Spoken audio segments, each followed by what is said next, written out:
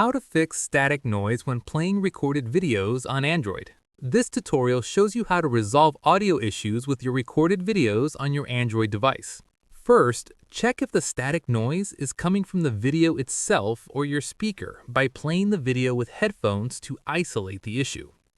After that, go to your home screen and long press on the camera app icon and tap App Info.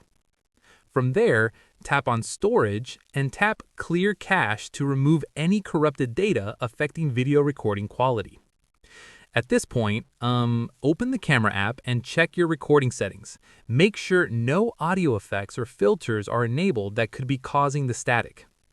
In the next step, open Settings and tap on Software Update to check if a fix is available, as audio bugs are commonly addressed in system updates. Following this, if the static only appears on older videos, try recording a new video to see if the issue is still present. Finally, if the problem persists, gently clean the microphone port on your device with a dry toothbrush to remove any dust or debris that may be affecting audio quality during recording. And that's it. If this Android guide helped you fix the static noise in your recorded videos, give it a like, subscribe for more Android tutorials, and tap the bell icon for updates. See you in the next one.